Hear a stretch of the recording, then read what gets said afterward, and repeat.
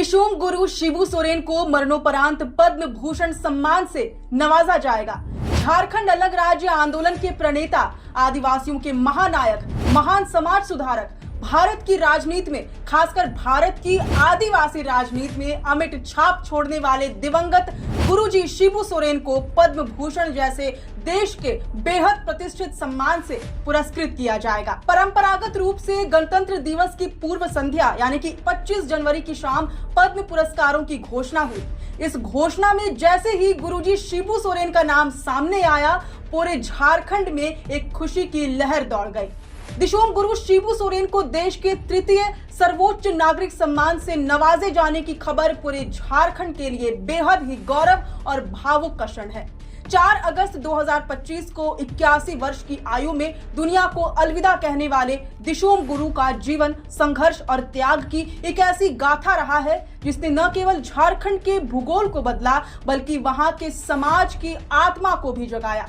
यद्यपि झारखंड मुक्ति मोर्चा और उनके समर्थकों द्वारा लगातार ये मांग की जा रही थी कि गुरुजी के विराट व्यक्तित्व और योगदान को देखते हुए उन्हें देश के सर्वोच्च नागरिक सम्मान भारत रत्न से नवाजा जाना चाहिए, लेकिन उन्हें पद्म भूषण से सम्मानित किया जाना भी आदिवासी राजनीति और समाज सुधार के क्षेत्र में उनकी अमिट छाप को एक बड़ी राष्ट्रीय स्वीकृति देता है। शिबू सोरेन का सफर केवल सत्ता की गलियारों तक महदूद नहीं था, बल्कि वह एक गहरे सामाजिक बदलाव की नींव पर खड़ा था। 11 जनवरी 1944 को रामगढ़ के नेमरा गांव में जन्मे शिबू सोरेन ने बहुत कम उम्र में अपने पिता सोबरन सोरेन को महाजनी प्रथा के विरोध के कारण खो दिया था।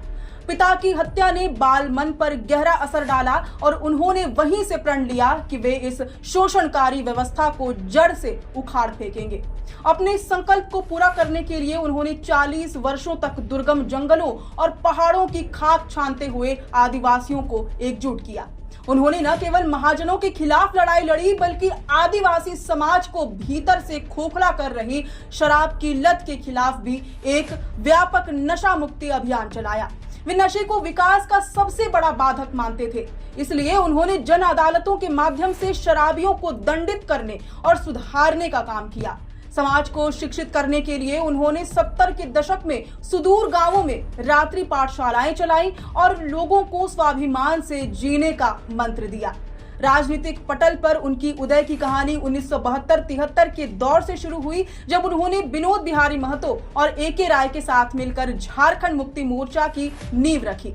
उन्होंने अलग झारखंड राज्य की लड़ाई को अंजाम तक पहुंचाया, जिसके फलस्वरूप आज झारखंड एक स्वतंत्र राज्य के रूप में अस्तित्व में है। आदिवासियों के जल, जंगल और जमीन की रक्षा के लिए उन्होंने जो समानांतर आर्थिक व्यवस्था खड़ी की, जिसमें सामूहिक कृषि और चेक डैम का निर्माण शामिल था, उसने उन्हें जनता के बीच दिशोम गुरु यानी 10 दिशाओं के गुरु और देश को दिशा देने वाले की उपाधि दिलाई।